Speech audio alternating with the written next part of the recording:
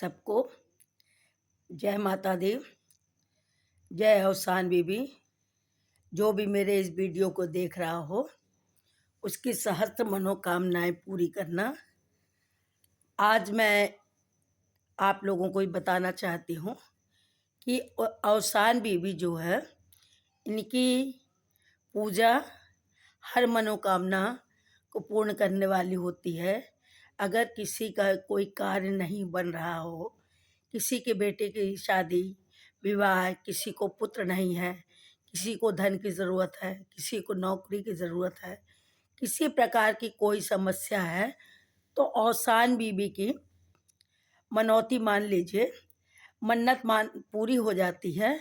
तो सुहागिन औरतों को बुलाया जाता है और पूजन के साथ साथ उनको कुछ मिष्ठान वगैरह दिया जाता है। अब ये विधि हम आपको बताते हैं।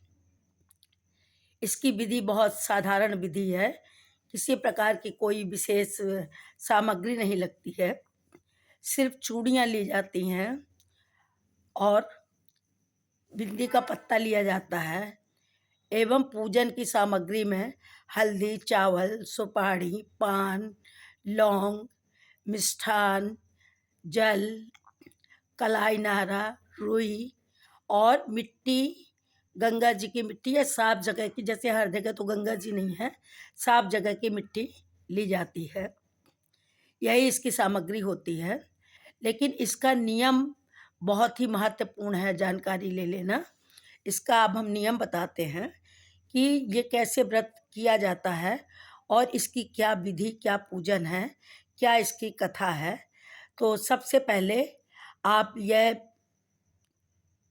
सुहागिन जो है औरतें 7, 14, 7 में से पहले सिंगल होती हैं और दोहरी करना हो तो 14 सुहागिनों को जाके शाम को एक एक चना वितरित कर दिया जाता है कि बृहस्पति के दिन, शुक्र को हमें सबको इनवाइट करना है और बृहस्पति के दिन ये होता है इसका पूजन।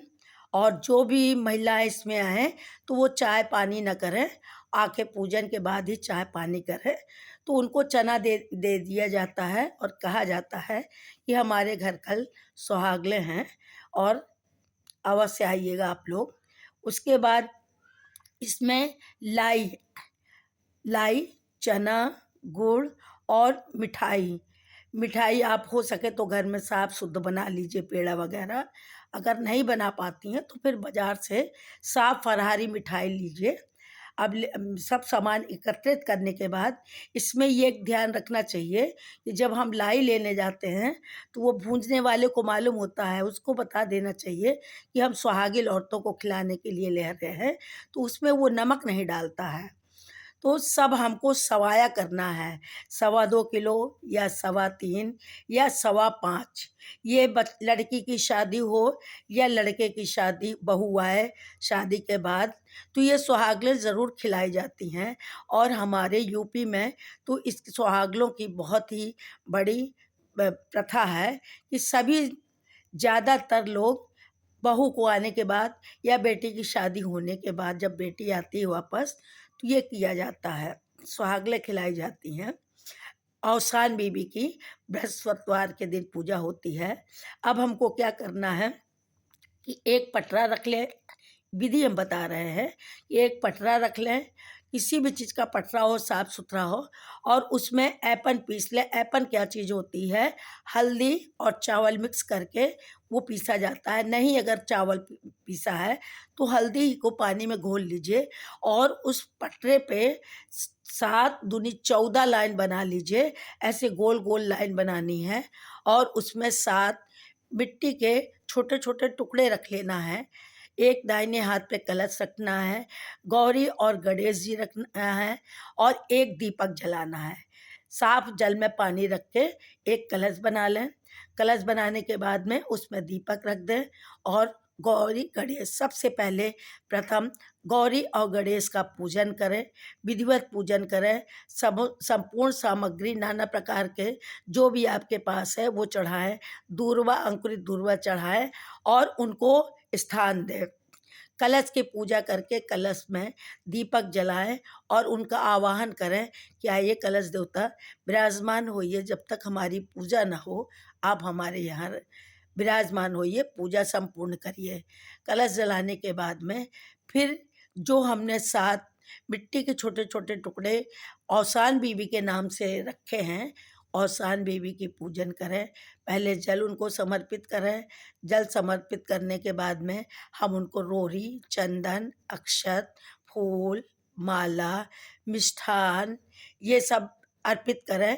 उसके बाद श्रृंगार का सामान में सिर्फ़ 2 ही चीज़ लगता है श्रृंगार के सामान में, चूड़ी और बिंदी। सिंदूर सब लगाने के बाद विधिवत पूजा करें, आरती, धूप, दीप, कपूर से उनकी आरती करें और जो भी आपकी मनोकामना है, वो मनोकामना कहते हुए माता रानी को प्रणाम करें और उनसे क्षमा याचना करें कि हमने ये जो भी कार्य किया, आपने हमारी मनौती पूरी की, उसको हमने पूरा किया और आप हमें आशीर्वाद दीजिए। ये आपकी पूजा हो गई। अब इनके साथ जो भी लोग बैठते हैं, वो भी शॉर्ट में मतलब थोड़े से उसमें पूजन करेंगी, जल अर्पित करेंगी सबको। उसके बाद में माता रानी की बारी-बारी सब आरती करेंगी, पूजा करेंगी और लाई, चना, गुड़, मिष्ठान ये हिस्सा जब उसे एक साफ हम चादर बिछाएँगे जिसमें इनको स्थान देंगे माता रानी का, उस चादर में कोई पैर न रखें, कोई जूठा-मीठा न रखें, कोई सामान नहीं रखना रहना चाहिए। उसमें हम 7 लोगों का 14 लोग अगर 14 हैं, तो 14 जगह हम अलग-अलग नाप के हिस्सा लगा देंगे।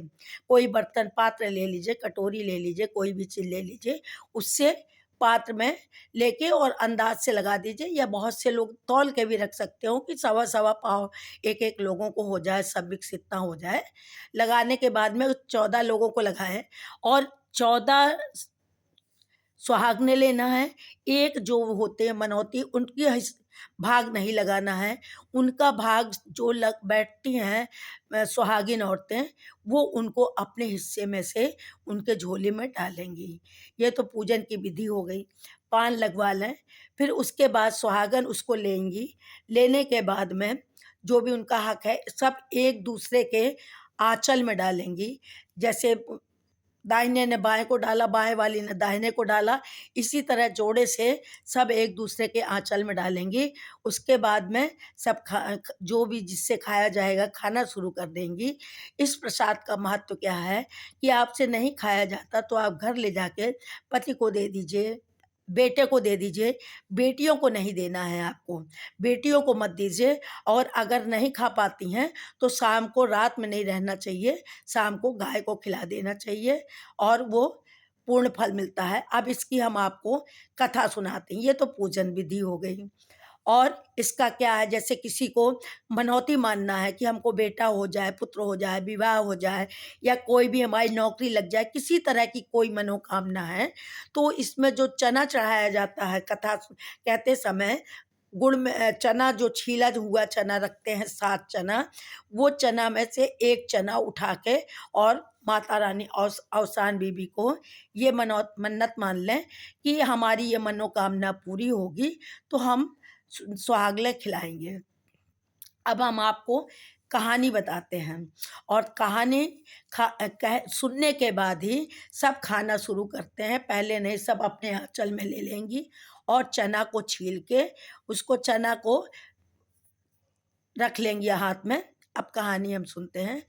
ऐसे-ऐसे एक राजा थे, एक राजा और रानी थे, लेकिन बहुत ही अच्छे राजा थे।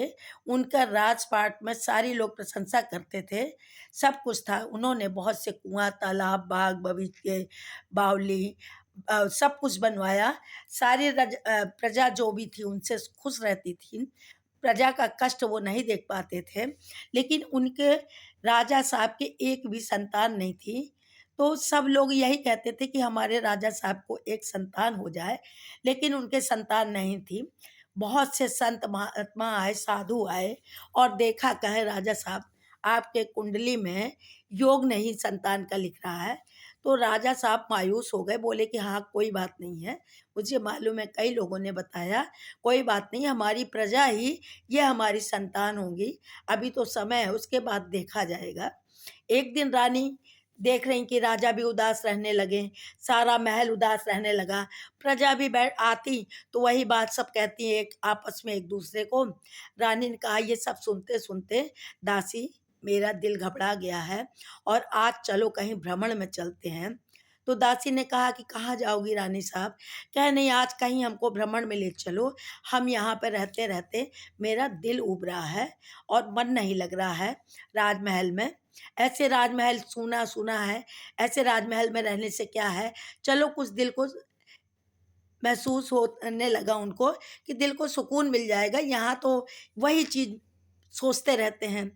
दासी ने रथ तैयार कराया है, सैनिक को बताया, सैनिक 2-4 आगे आगे, पीछे रानी का रथ, रथ के साथ दासी बैठी हुई थी।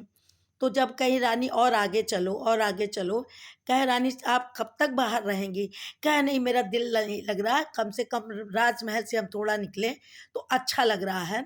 तो ये जब एक बन गई, दो गई, अपने राज के आखिरी वन में जब गई तो देखा कि गांव में कि कुछ औरतें बैठ के, कुछ महिलाएं बैठ के पूजा कर रही हैं और गाना गा रही हैं, पूजा कर रही हैं। तो वो ये बोलने लगीं कि दासी ये सब यहाँ पे औरतें ये क्या कर रही हैं? तो उन्होंने कहा कि रानी साहब ये सब औरतें आज बृहस्पतिवार है, ये सब सुहागलें कर रही हैं और सारी औरतें बैठ के पूजन करेंगी। कहें ये सुहागलें क्या होता है? चलो रानी आगे रथ बढ़वाओ।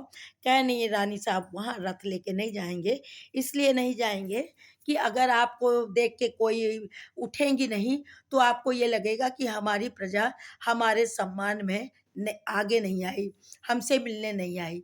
कहे नहीं दासी चलो देखते हैं, हम दूर से खड़े रहेंगे और पूजन देखेंगे कि ये सब क्या करती हैं। उन्होंने विधिवत पूजा देखी और पूजा देखने के बाद में उन्होंने कहानी सुनी, कहानी सुनने के बाद में जिसको मनौती माननी थी, तो मनौती चना उठाने लगीं। तो उन्होंने क्या किया कि दासी क्या मैं हम भी एक चना उठा लें? कहे हाँ उठा लो।